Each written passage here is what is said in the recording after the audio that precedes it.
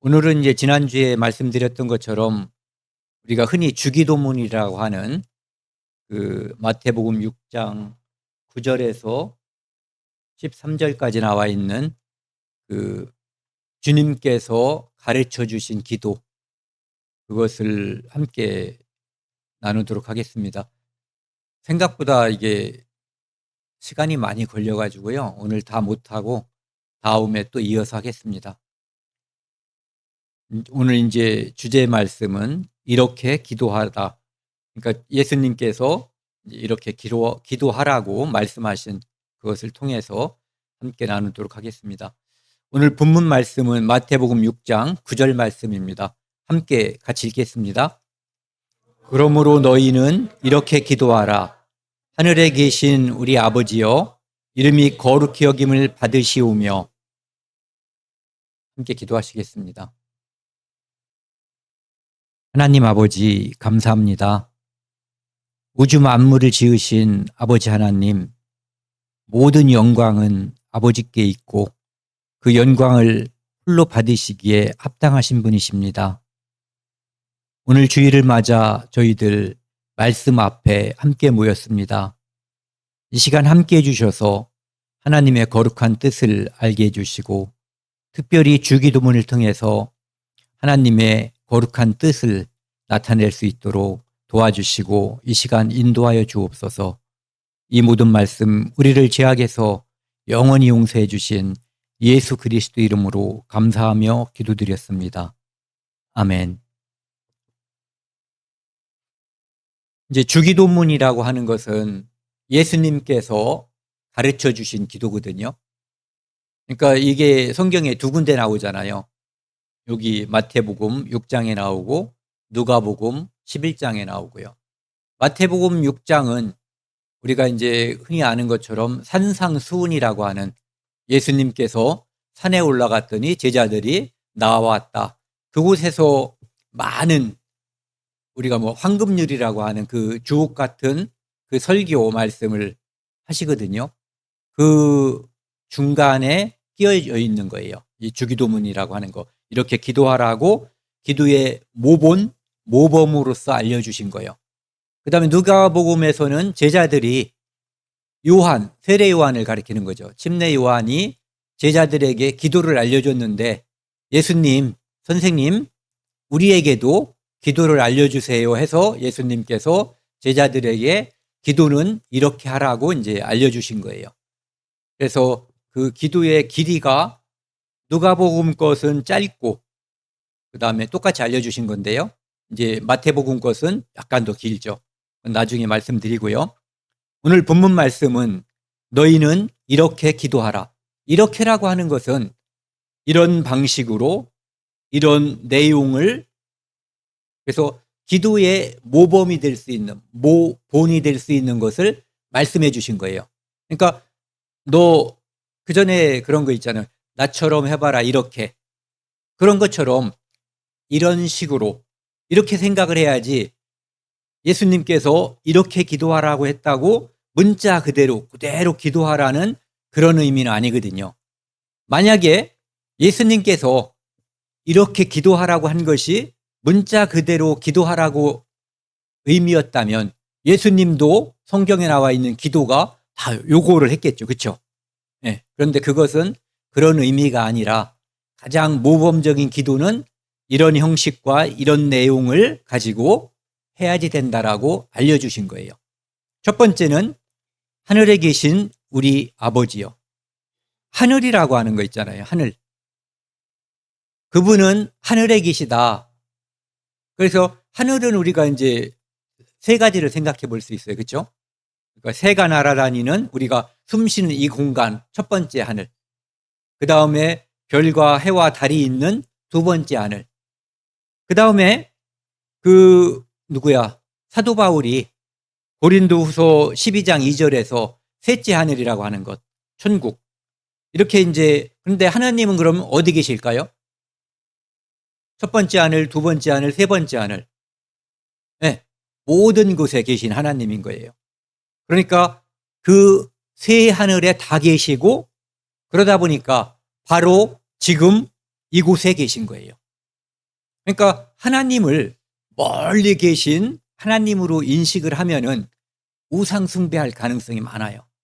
지금 내 안에, 우리 안에 함께 계신, 그리고 오늘도 나를 보호해 주시고 인도해 주시고 함께하는 하나님이라고 하는 것. 그러니까 오늘 지금 이 자리에 계신 하나님이라고 인식하고 있는 것이 우리 신앙생활에 매우 중요한 거죠.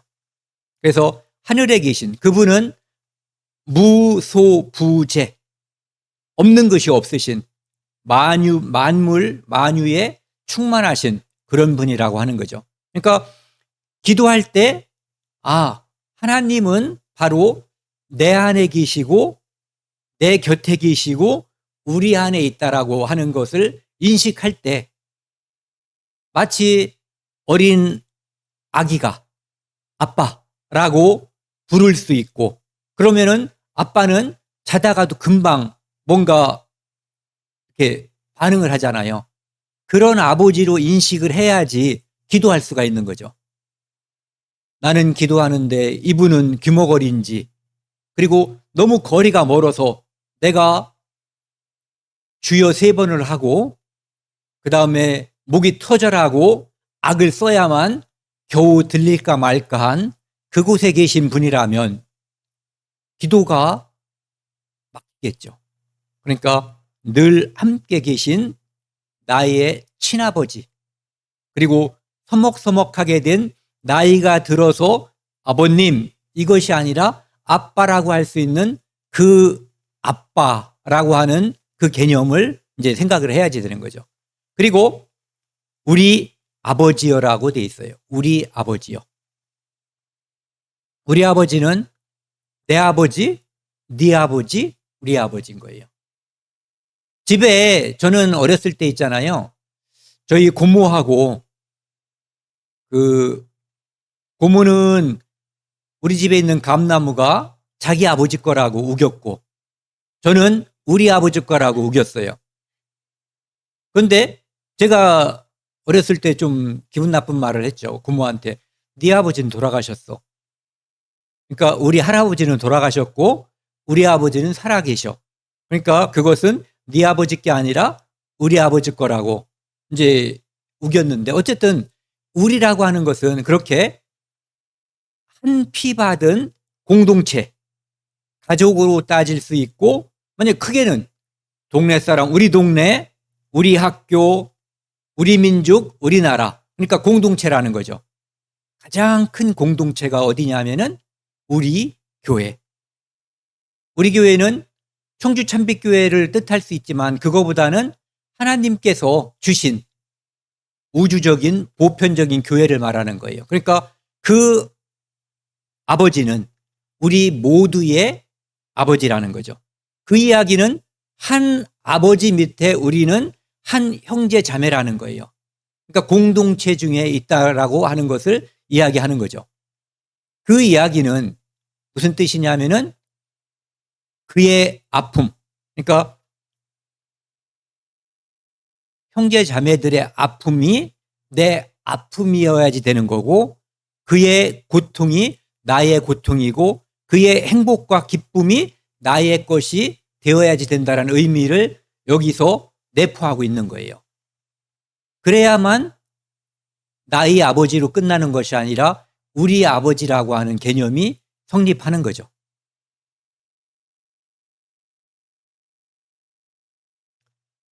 여기 이제 오늘 첫 시간이니까 오늘은 여기까지밖에 못 하겠더라고요. 그것도 빨리 해야. 그래서 일단 한번 전체적인, 우리가 늘 암송도 하고 읽고 하는 거지만 여기까지 한번 같이 읽고요. 그 다음에 이제 다음을 같이 하겠습니다. 같이 한번 읽겠습니다. 그러므로 너희는 이렇게 기도하라. 하늘에 계신 우리 아버지여, 이름이 거룩히 여김을 받으시오며 나라가 임하옵시며 뜻이 하늘에서 이루어진 것 같이 땅에서도 이루어지이다. 오늘 우리에게 일용할 양식을 주시옵고 우리가 우리에게 죄 지은 자를 사하여 준 것 같이 우리 죄를 사하여 주시옵고 우리를 시험에 들게 하지 마시옵고 다만 악에서 구하시옵소서. 나라와 권세와 영광이 아버지께 영원히 있사옵나이다. 아멘. 이게 이제 주 기도문이라고 하는, 이렇게 기도하라고 하는 내용이 이제 이 정도 길이죠.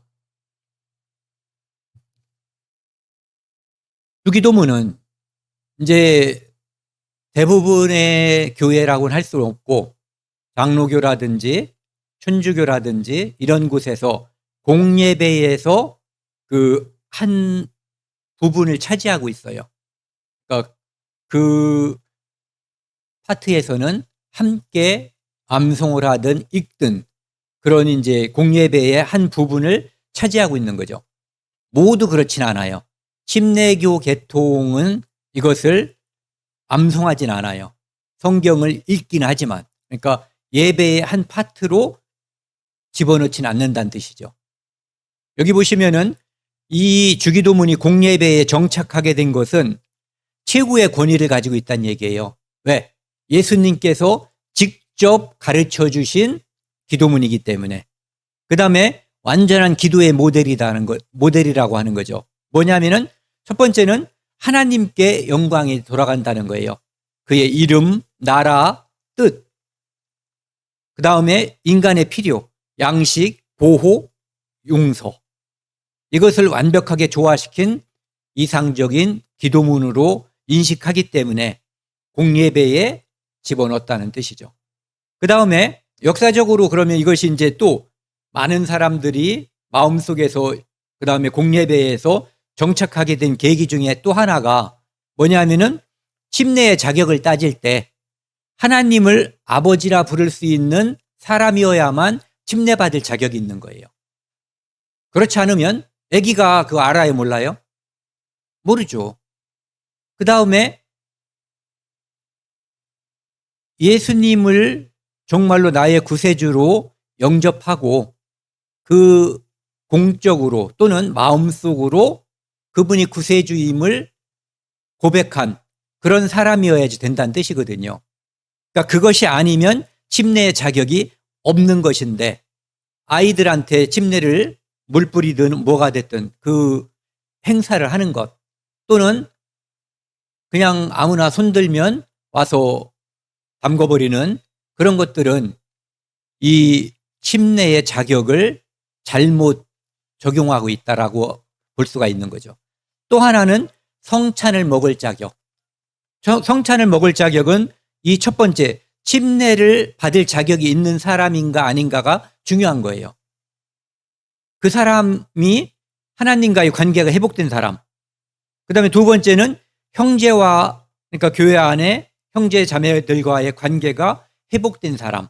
그러니까 마음속에 깊은 미움과 증오가 있으면 이제 성찬을 하지 않는 게 좋다라고 하는 거죠. 그러니까 그 얘기는 화해하고 성찬을 하라는 뜻인 거예요. 성찬을 하지 말라는 뜻이 아니라 원래.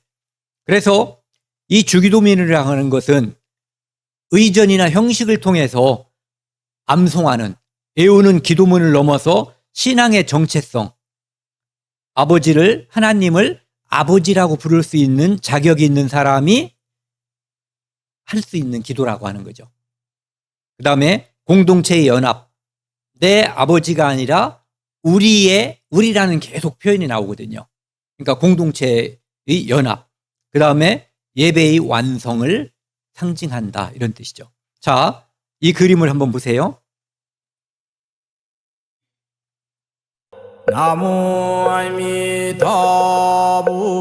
나무 아미타불 나무 아미타불 나무 아미타.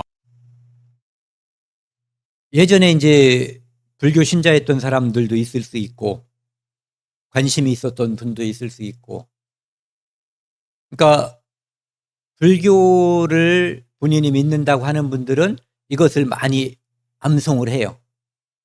기도문처럼.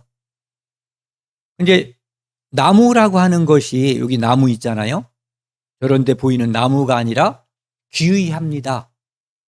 그 뜻에 순복하고 거기에 내가 의지합니다, 이런 뜻을 가지고 있대요. 그 다음에 아미타불은 무한한 그 어떤 능력을 가지고 있는 신. 어떻게 보면은 우리가 믿는 하나님이라고 볼 수가 있죠. 어렸을 때 그 귀합니다라고 하는 표현이 있잖아요. 등신불 기억하시는 분들이 있을 거예요. 거기 보면은 그 주인공이 그 절에서 자기가 생명을 얻고자 할 때 그 절에 처음 가가지고 그 사람들이 안 받아주면은 자기가 죽을 수 있잖아요. 그래서 손가락을 물어서 거기다 혈서를 쓰거든요. 그때 내용이 뭐냐면은 원면살생 귀의 불은, 원컨대 자기가 군인이니까 나가면은 사람을 죽이거나 자기가 죽을 수가 있는 거예요.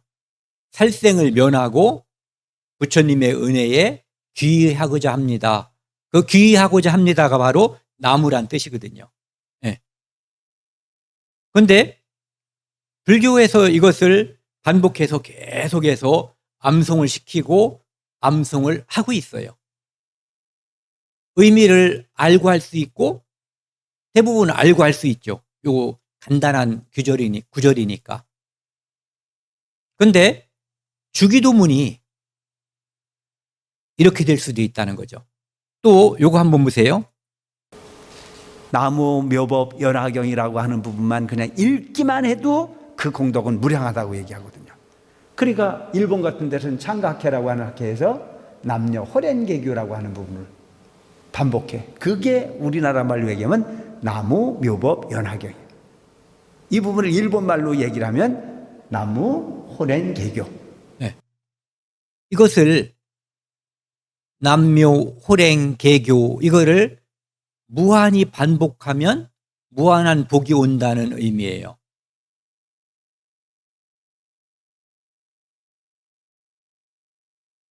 또 보자고요. 요것은 남묘오랭객 남묘오랭객 남묘오랭객 남묘오랭객 이걸 3시간 동안 하는 영상이 있다. 와 대단하다. 듣고 있으니 피곤이 몰려온다. 부끄럽다. 난 성경을 3시간 이렇게 읽지도 않는데 저분들은 참 열심이다. 웃음이 나오는 거지만 진심이란 말이에요. 이것을 하는 분들에게는 나무 관세음보살을 하는 분도 진심이고, 네, 남묘호랭개교 하는 분도 진심이에요. 그러면 또 다른 진심을 한번 보자고요. 지금 3,315번을 했어요. 계속 하는 거죠. 뭐 때까지? 10,000번 될 때까지. 쉬지 않고 계속. 반찬하면서도 하고, 설거지하면서도 하고, 목욕하면서도 하고, 왔다 갔다 하면서도 하고, 앉아서도 하고, 밤에서 불 빨리 끄고 누워서 하고 막 이렇게. 집중을 해서. 그래야지 역사가 일어나는 거죠. 이 마귀도 귀신도 다 나가는 거예요. 영적으로 들어가시고 싶은 분들은 하나님 만나시고 싶고, 난 귀신으로부터 좀 떠나고 싶고, 내 삶에 좀 기름 좀 있게 도와주시고, 좀 믿음 됐으면 좋겠고, 이런 분들 있잖아요. 더 영적으로 성장이 되길 바라는 분들. 모든 분들에게 다 좋은 거예요, 이거는. 그 사람의 그 상태에 따라 이게 또 달라지겠죠? 그러니까 이것을 하면서 엄청난 체험도 있는 거야. 불이 막 내려지고, 막 불이 임해요, 막 기름이 부어지고, 악한 영도 떠나고, 엄청난 역사가 있어요. 몇 번에? 10,000번의 기적이라 그래서. 뭘로? 주기도문으로. 그래서 제가 오늘 이걸 들고 나온 거예요. 이거 없으신 분들 이걸 구입하세요. 토설기도도 하지만 기도 2탄으로 뭘 가르치는 거예요? 지금 주기도문을 갖다는 거예요. 기도 2탄이에요, 이게.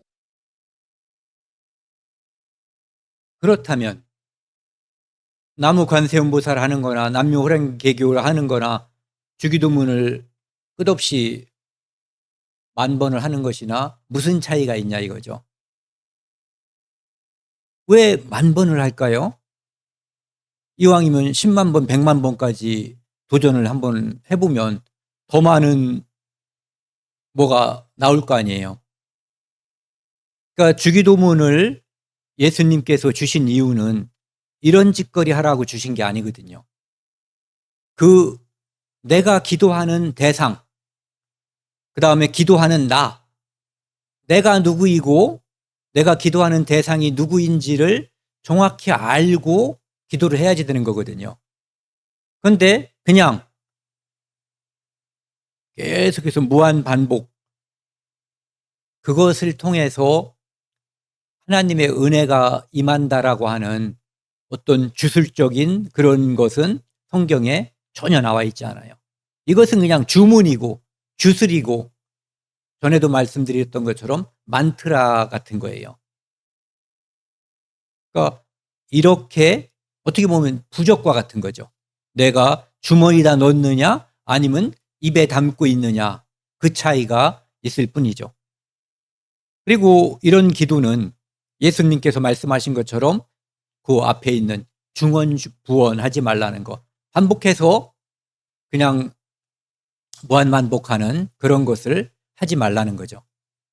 그러니까 이렇게 사용하라고, 이렇게 기도하라고 알려주신 건 절대 아니라는 거죠.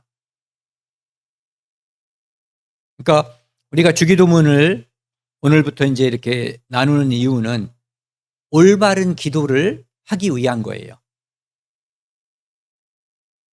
이제 아까도 말씀드렸던 것처럼 예수님께서 너희는 이렇게 기도하라라고 하는 것이 그것을 무한 반복하는 거라고 한다면 예수님도 그 기도만 해야지 되죠.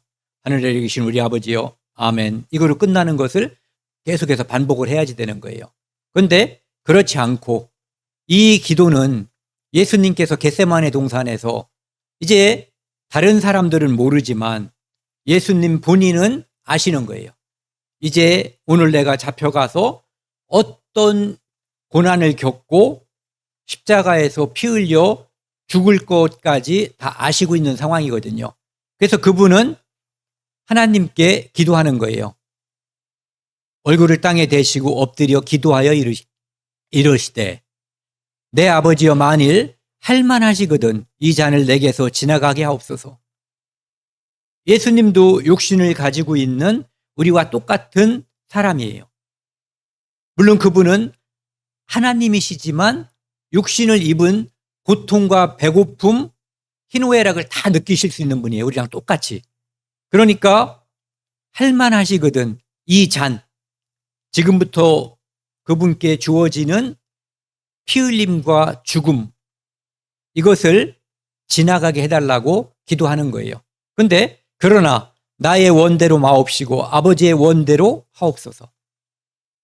이 주님의 이 기도는 내 육신의 욕구를 관철시키려고 하는 기도가 아니라 하나님께서 독생자를 이 땅에 보내주셔서 그 독생자의 피 흘림과 죽음을 통해서 인류를 구원하려고 하는 그 하나님의 뜻에 자기를 굴복시키는 기도예요.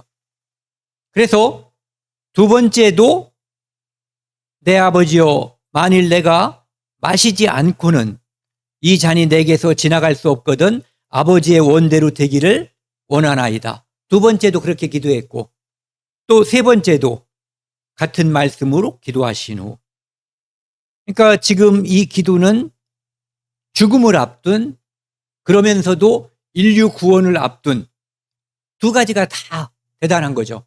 하나는 육체의 죽음, 또 하나는 인류를 구원하기 위한 대의가 이루어지기 직전에 한 기도예요.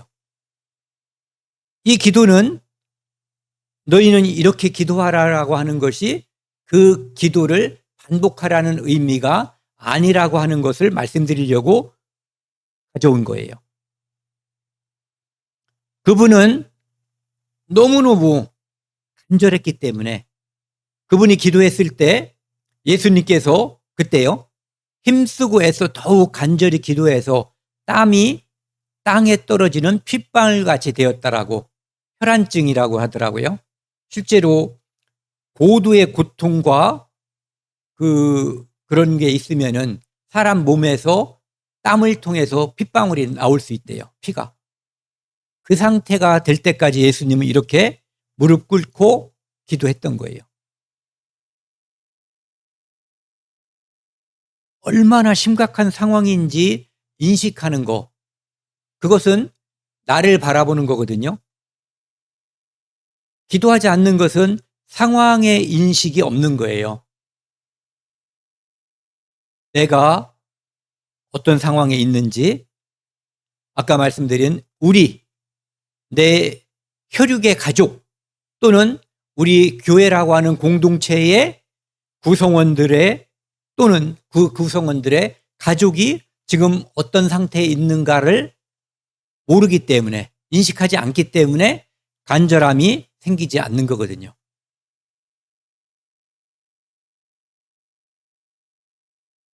그래서 하늘에 계신 우리 아버지여라고 하는 기도는 하늘과 우리라고 하는 것, 아버지라고 하는 것을 마음속에 인식을 해야지 돼요. 아버지를 한번 생각해 보자고요. 육신에 각자 다 이제 나한테 이 육신을 주신, 이 성씨를 주신 그 아버지를 한번 떠올려 보자고요. 그분은 생명의 근원이에요. 내가 이 세상에 존재하게 되는데 그분이 있었던 거예요. 그 다음에 그분은 나를 부양하신 분이에요. 공급자면서 보호자예요. 그러니까 부양자죠. 그리고 가장 친밀한 관계. 아까 얘기했죠. 아기가 아빠라고 하고 방긋방긋 웃으면서 서로 교감하는 그 상태를 한번 생각해 보자고요. 그 다음에 가족 공동체 전체의 부양자이기도 해요. 그분은 나의 아버지이면서 또한 우리 아버지예요. 이 우리는 내 동기간들이에요. 그리고 초월적 하나님 아버지를 생각을 해보면 그분은 경외의 대상, 창조자고 지존자, 초월자, 전능자예요. 그런데 그분이 내 아버지라는 거죠. 내 육신의 아버지는 멀리 있으면 요새는 휴대폰으로다가 전화할 수 있지만 휴대폰이 없을 때는 못 들어요. 그렇죠? 그런데 이 초월적인 내 하나님 아버지는 내가 어디에 있든 잠수함을 타고 바다 밑에 가 있든 우주선을 타고 우주 밖에 나가 있든 관계없이 그분은 내 기도를 들어주실 수 있는, 듣고 계시는 그런 분이에요. 가장 친밀하면서도 동시에 가장 거룩한 분. 그래서 경애라고 하는 표현을 쓰죠. 존경하지만 두려움의 존재이기도 하신 그런 분이거든요. 그분은 세상 만물을, 식물도, 눈에 보이지 않는 바이러스, 세균, 원충류 이런 것들, 나무, 새, 지렁이, 사람, 동물들, 물고기 다 사랑으로 먹이고 입히시고 돌보시는, 보호하시는 그런 분이에요. 그분은 그래서 모든 생명체의 아버지이신데 특별히 사람에 관심이 있으신 분이고 더 많이, 그리고 그분은 그분의 피로 새 생명을 얻은 교회라고 하는, 성도라고 하는 교회 공동체의 아버지세요. 바로 그 아버지에게 하물며 너희일까 보냐라고 하는 바로 그 공동체의 아버지시라는 거죠. 그분에게 우리가 기도하는 거예요. 능력이 없는 분에게는 부탁도 안 하죠, 우리가. 그렇죠? 우리 아버지가 뻔해. 자전거 못 사줘. 절대로. 그런데 거기다 대고 아버지 차 한 대 사주세요. 이런 거 안 하죠. 하나님은 전능자예요. 그러면서 나를 눈동자처럼 보호하시는 참 아버지. 어디서도 반응하고 관심을 최고로 기울이시고 있는 그런 분이라고 하는 거죠. 그래서 하늘에 계신 우리 아버지요. 처음에 그렇게 나와 그분의 관계, 이게 형성된 사람이 그분께 기도하면서 그분을 부르는 거예요. 이름이 거룩히 여김을 받으시오며, 그분의 이름, 하나님의 이름이 거룩히 여김을 받는다. 이 이름이라고 하는 것은 특별한 의미를 가지고 있어요. 이를테면 이순신 장군, 그분의 이름만 들어도 그분을 우리가 생각할 수가 있죠. 어떤 분인가. 세종대왕, 이도, 그분도 생각할 수가 있어요. 원균을 생각하면 원씨들한테 미안하지만 뭔가 또 떠오르는 게 있어요. 임사옹, 이 간신배, 뭐 이것도 떠오르는 게 있죠. 그것처럼 이름은 바로 그분인 거예요. 그분의 정신, 그분의 그 모든 것, 인격을 포함해서. 하나님의 이름이라고 하는 것은 존재 자체를 가리켜요. 그분. 그래서 그분의 성품, 권위, 능력 전체를 대변하는 것이 그분의 이름이라고 하는 거죠. 이순신 장군 하면 딱 떠오르는 것처럼 그분과 동일시되는 것이 이름이거든요. 그 다음에 하나님의 존재와 인격, 어떤 분이신지 그분의 모든 속성을 가리키는 거죠. 그분은 사랑의 하나님, 공의의 하나님, 거룩하신 분, 전능하신 분, 영원성 이런 것들이 본질 전체를 의미한다는 거죠. 그 다음에 그분의 성품, 이름에 담긴 어떤 의미들, 통치권, 구원 사역에서의 능력. 그래서 여러 가지로 하나님의 이름을 성경에서는 부르고 있어요. 이를테면 여호와, 그분은 어떤 것에 매이지 않고 스스로 계신 분이다. 아버지가 없고 어머니가 없이 혼자 독자적으로 존재하는 분. 엘로힘, 창조주, 전능하신 분. 엘샤다이, 전능의 하나님, 그런 의미를 가지고 있고요. 영광과 명성을, 그 이름을 가지고 있어요. 그분의 이름을 통해 세상에 알려진 모든 영광과 명예를 의미한다.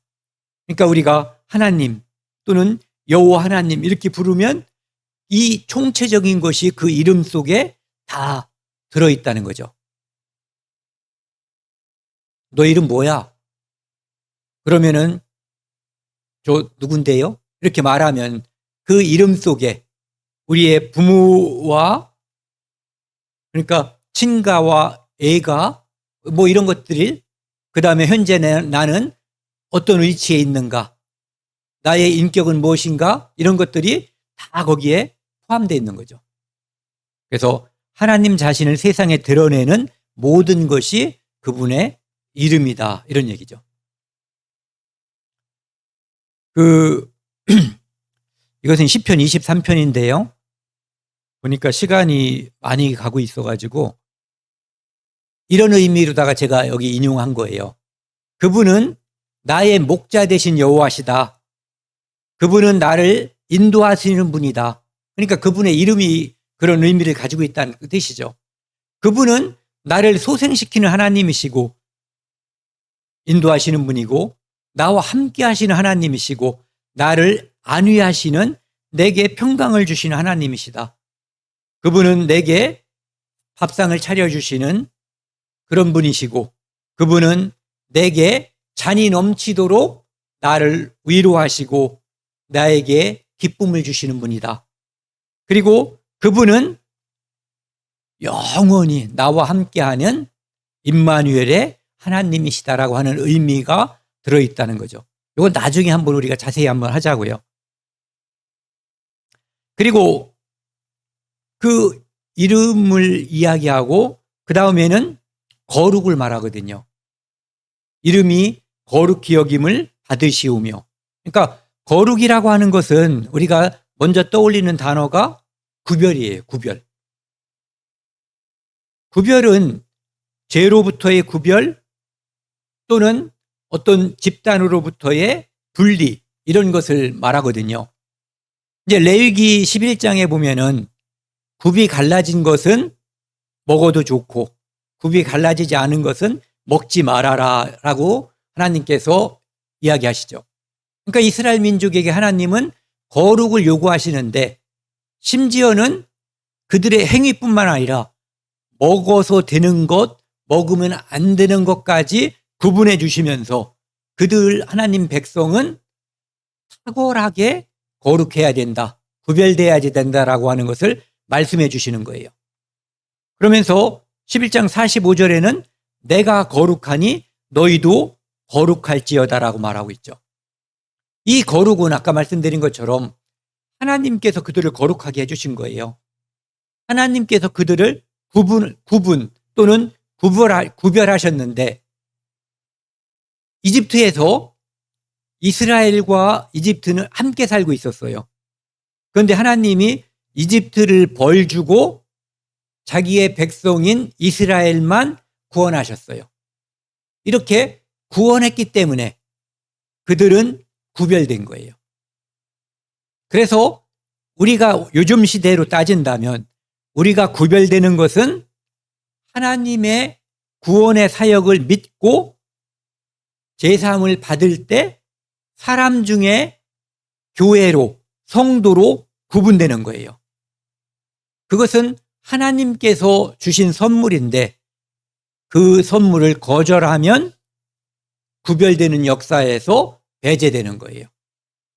이스라엘 민족은 애굽에서 다 나왔을 거로 우리가 추정을 하지만 그때 만약에 누군가가 난 가기 싫어 하고 안 나왔다면 그는 분명히 혈통으로 이스라엘 민족이지만 거룩한 무리, 즉 이스라엘의 하나님의 백성으로 구별된 사람은 아니라는 의미를 가지고 있는 거예요. 그리고 이 구별이라고 하는 것은 이런 의미도 가지고 있어요. 어떤 의미냐면은 하나님의 편지예요. 우리는 이 땅에 보내진 하나님의 사신, 대사거든요. 우리를 통해서 하나님은 하나님의 뜻을 이스라엘을 통해서 온 세상 사람들에게 하나님을 드러내려고 했던 것처럼 구원받은 성도는 하나님의 편지예요. 그 편지가 더러워지면 사람들에게 이런 소리를 듣죠. 아이, 저 새끼들 개독이야. 개독. 그런데 어떤 사람이 저 사람은 정말 그리스도인이야 라고 누군가가 평가를 받는다면 그는 사신의 역할을 제대로 한 거예요. 즉 구별된 거죠. 거룩한 사람이라고 사람들이 바라봐 주는 거예요. 그래서 무사람이 읽는 바가 되는 건데 개독으로 읽느냐 거룩한 그리스도인으로 바라보느냐는 그가 어떻게 사느냐에 따라서 달라지는 거죠. 그런데 그 거룩은 하나님의 거룩을 우리가 입은 거라는 거예요. 영광도 하나님 거였는데 하나님이 우리에게 주신 것이고 거룩도 역시 그분 거였는데 우리가 받음으로 우리가 거룩해지는 거죠. 로마서 2장 24절은요. 기록된 바와 같이 하나님의 이름이 너희 때문에 이방인 중에서 모독을 받는도다. 그러니까 더러운 편지가 되는 거예요. 이거는. 어떤 사람은 깨끗한 편지, 어떤 사람은 아름다운 편지가 되는 거죠. 그 다음에요. 여기 보시면은 10절에 나라가 임하옵시며 라고 되어 있어요. 나라라고 하는 것은 보통 우리가 먼저 떠올리는 것은 장소적인 개념을 뜻하거든요. 장소. 대한민국. 여기는 이제 우리의 조국이죠. 그런데 성경에서 말하는 나라는 두 가지 뜻을 다 가지고 있어요. 장소적인 의미. 또 하나는 하나님의 통치에 미치는 영역. 크게 보면은 이 세상 만물은 우주 만물 다 보이지 않는 바이러스까지 하나님의 통치하에 있는 거예요. 그런데 사람을 특별히 생각을 해보면 하나님의 통치를 하나님의 사랑을 거부한 사람과 하나님의 사랑을 받아들인 사람이 있어요. 또 그러면 그 사람은 하나님의 나라가 임한 사람이죠. 받아들인 사람은. 그런데 이 받아들인 사람 중에 하나님의 통치를 따르는 사람이 있고 가끔 따르거나 거절을 주로 하는 사람도 있을 수 있는 거예요. 그것이 나중에 상급과 관련이 되는 문제예요. 그래서 나라가 임하옵시면은 여기 보시면 하나님 나라의 성격은 임의와 아직이에요. 임의는 성령께서 나에게 또는 우리에게 오시는 순간 하나님의 통치 아래에 있는 거예요. 그러니까 성도가 되는 거죠. 그러니까 장소라고 하는 개념을 따진다면 우리는 성전이에요. 그런데 아까 말씀드린 것처럼 장소라는 개념보다는 여기서는 이 통치 아래 하나님께서 말씀을 통해서 성령의 역사를 통해서 우리에게 요구하시는 것을 순종하는 마음이냐, 주로 거절하는 마음이냐, 이것이 통치 아래 들어가 있느냐 아니냐를 좌우하는 거예요. 그 다음에 아직 예수님께서 재림으로 이 땅에 오시기 전까지는 우리는 이 땅에 성령과 함께 하지만 그분의 완전한 통치하에 다 들어가 있는 건 아니에요. 그분의 나라가 일테면은 7년 혼인잔치, 천년왕국, 그 다음에 새하늘과 새 땅, 그때는 완전한 통치하에 들어가는 거죠. 그때는 지식이 새로워지고, 그때는 정말로 우리가 유토피아라고 하는 그곳으로 모든 것이 다 변화되는 거예요. 그것을 지금 우리가 기다리고 있는 거죠. 그러니까 그분의 나라라고 하는 것, 나라가 임하옵시며라고 하는 것은 하나님 아버지, 그분의 나라가, 하나님 나라가 이 땅에 임하게 해주세요 라고 기도하는 거예요. 우리 힘들어요. 하나님 나라가 빨리 임했으면 좋겠어요. 마라나타라는 기도와 동일한 거죠. 그러니까 그것은 이 마가복음 1장 15절에 보면은요, 예수님께서 하나님의 나라가 가까이 왔으니 회개하고 복음을 믿으라. 이 하나님의 나라는 어떤 나라냐면은 회개하고 복음을 믿으면 그 하나님의 나라에, 하나님의 통치에 들어가는 그런 나라인 거예요. 그러니까 여기 있다 저기 있다 장소적인 개념보다는 아까 말씀드린 것도 장소적인 개념에서 완전히 배제되는 건 아니에요. 내가 성도로서 성전이 되니까. 그런데 그거보다는 하나님의 통치가 이루어지는 성도 개인 개인이 바로 하나님의 나라라는 거죠. 그분이 이 땅에 오셨기 때문에 이미 잠시 후 이 땅에는 하나님의 나라가 이렇게 생기고 점점 퍼져나가는 그 일이 이루어지는 거죠. 이 말라기 3장에 보면은 하나님께서 말라기라고 하는 이제 선지자에게 내 사자를 보내겠다. 이 내 사자는 세례 요한, 우리가 말하는 침례 요한을 말하는 거예요.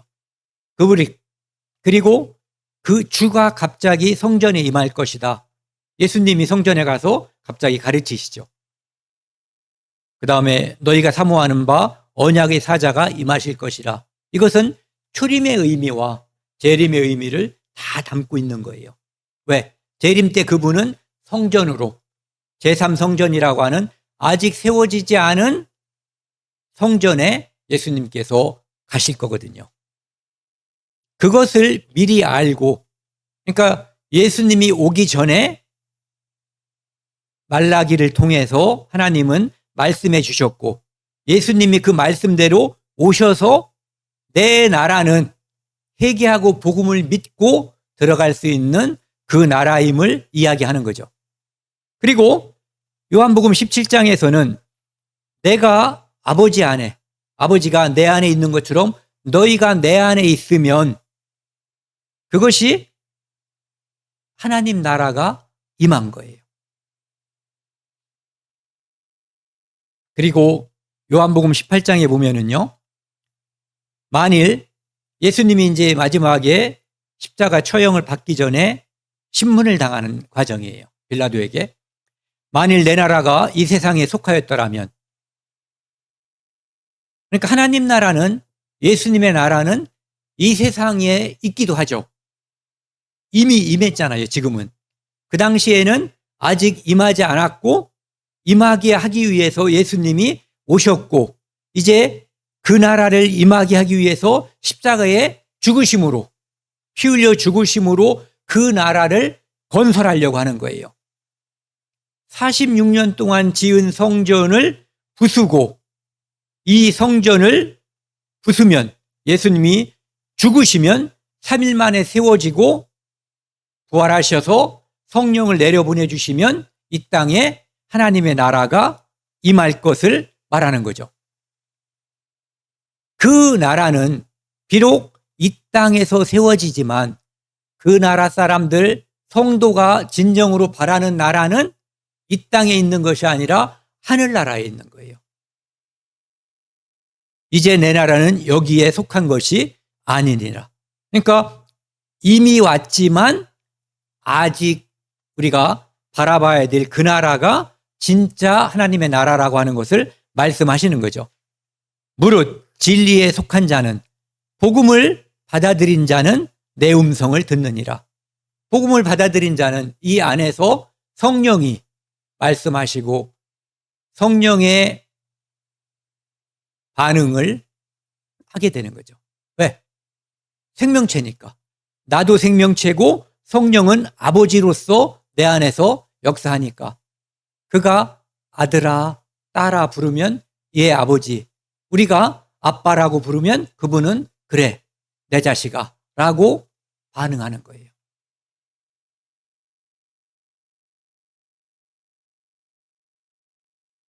이 빌립보서에는 아직 이르지 않은 그 나라에 대해서 이야기하고 있죠. 바울은 시민권은 하늘에 있다. 내가 이 땅에서 대한민국 사람, 내가 외국 나가려면 여권에, 하늘 시민권은 여권에 없어요. 대한민국 시민권을 가진 사람이에요. 그런데 내가 하늘나라에 갈 때는 이미 받아놓은 이 시민권, 이미 받은 거거든요. 이미 받아놓은 이 시민권 때문에 우리는 아직 가지 않은 그 나라에 입국할 자격을 얻은 거예요. 그래서 이 땅에 사는 동안 우리는 그 나라를 기다리는 거죠. 기다리는 중이에요. 이 기다림이 슬프거나 고통스럽지 않은 것은 그 나라가 너무너무 대단하다는 것을 하나님께서, 예수님께서 직접 약속해 주셨기 때문이에요.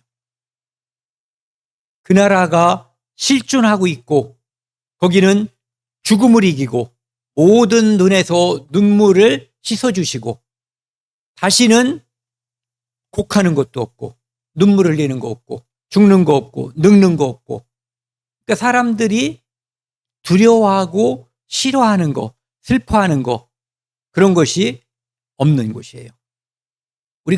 제가 잘 모르기 때문에 그냥 그렇게 말하는 것이지, 사도 바울도 인간의 언어로 다 설명할 수 없으니까 가히 말할 수 없다라고 그냥 퉁쳐서 생략해버린 거예요.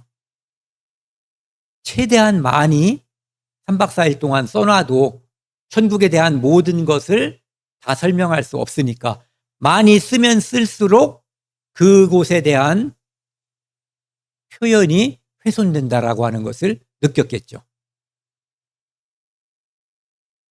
그 다음에 마태복음 3장 33절, 6장 33절에는요. 너희는 먼저 그의 나라와 그의 의를 구하라. 먼저 우리는 첫 번째는 구원을 받아야 된다는 얘기예요. 하나님의 자녀가, 아버지라고 하나님을 부를 수 있는 자녀가 돼야지 된다는 뜻이고, 그 다음에 매일매일 삶에서 그분께서 주시는 공급, 만나처럼 그분께서 우리에게 주시는 그것을 받고 그것을 믿고 의지하는 그 삶을 살아야 한다는 것을 말씀하시는 거예요. 그러니까 아까 3333번 했다고 이제 오늘 내가 잠도 안 자고 누워서까지 10,000번을 채우겠다라고 하는 그것, 만트라와 같은 그 주문 속에 이것이 들어있는 게 아니에요. 우리가 하나님께 기도를 하는 것은 예를 들어서 내가 물에 빠졌어요. 하늘에 계신 우리 아버지요, 제기랄 언제 그게 나와요. 나를 구원하여 주소서. 베드로가 물에 빠져서 지금 푹 들어가고 있는데 주여 나를 구원하소서, 아니면 구원 한마디만 했을 수도 있죠. 구원해 주세요. 구원해 줘. 반말로 할 수도 있죠. 그러니까 그것은 그런 의미가 아니다라고 생각하는 거죠. 그 다음에요. 이제 나라가 임하옵시면 나라라는 거. 그 나라가 빨리 임하게 해주세요라는 의미를 가지고 있고요. 뜻이 하늘에서 이루어진 것 같이 땅에서도 이루어지이다. 이 하나님의 뜻은 하늘나라, 우리가 말하는 천국에서 이미 이루어진 거예요. 그것은 하나님께서 말씀하시면, 전에도 제가 말씀드렸잖아요. 시작이, 시행이, 실행이 곧, 착수가 곧 성공이라. 그분은 말씀하시면, 보이는 것을 말씀하시면 보이는 것으로 나타나는 거고, 보이지 않는 것을 말씀하시면 보이지 않는 것으로 나타나는 거예요. 그분이 말씀하시면 뭐든지 다 순종하는 거예요. 만물이 그에게서 왔고 그에게로 돌아가는 거예요. 말 안 듣는 게 딱 하나 있죠. 사람. 그 중에 나를 포함하는 거예요. 그래서 하늘에서 이루어진 것 같이 땅에서도 하나님의 뜻이 이루어지게 하소서. 이 말씀은 나 같은 죄인도 하나님의 뜻에 합당하게 내 뜻을 꺾고 하나님의 뜻에 맞추게 해달라고 기도하는 거예요. 이렇게 창세기에 보면은 빛이 있으라 했더니 빛이 있었어요. 그분이 말씀하신 그대로 이루어지는 거예요. 그러니까 뜻이 하늘에서 이룬 것 같이. 왜? 그분이 말씀하시면 만물이 순종하거든요.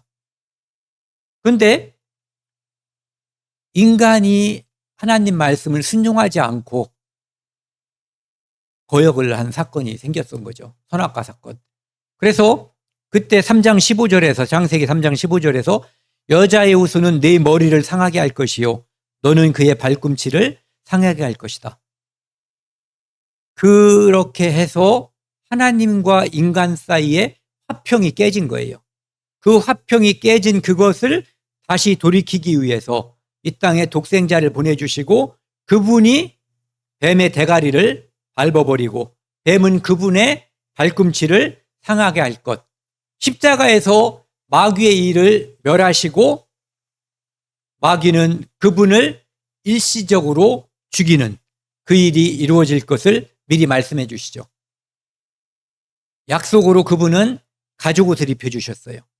그래서 그 가죽옷이 실제적으로 인류를 구원하기 위해서 그 가죽옷을 실현하기 위해서 오신 분이 독생자 예수 그리스도죠. 그 모든 뜻이 하나님께서 설계하셨고 이 땅에서 예수 그리스도를 통해서 실현됐고 예수 그리스도를 통해서 실현된 그 뜻은 우리 각자가 십자가에 순종하고 믿을 때 순종하고 믿어야 우리가 거룩해지는 거거든요. 제사함을 받아야 거룩해지는 거예요. 그것뿐만 아니라 그렇게 될 때 본격적으로 그 뜻이 하늘에서 이루어진 그 뜻이 땅에서도 이루어지는 거죠. 그래서 요한복음 1장 18절에 보면은요. 본래 하나님을 본 사람이 없으되 독생하신 하나님이 나타내셨느니라. 그 뜻을 이 땅에서 실현하기 위해서 예수님께서 오셨고 이루신 거예요. 그 이루신 증거가 우리들이죠. 성도들. 예수님께서 그 뜻을 우리는 기도가 내 뜻을 관철하려고 하는데 많은 힘을 들이고 있어요. 그런데 예수님 아까도 우리가 이제 살펴봤던 내 원대로 마옵시고 아버지의 원대로 하옵소서. 이게 뜻이 하늘에서 이루어진 것처럼 땅에서도 이루어지는 가장 멋진 모습이라고 볼 수 있죠. 우리의 기도가 여기까지 이런 모습으로 가기를 하나님은 예수님은 원하시는 거예요. 베드로전서 4장 19절에서는 하나님의 뜻대로 고난을 받는 자라는 표현이 있는데 이것은 사람은 고난이 없으면 자기 뜻을 꺾지 않아요. 그래서 고난이 유익이라고 하는 거예요. 그래서 하늘에서 이루어진 그 뜻이 나를 통해서도 내가 그 뜻을 굴복시키는 계기는 대부분 고난이에요. 고난을 통해서 구원받은 사람이 그냥 구원받은 사람보다 월등히 많아요.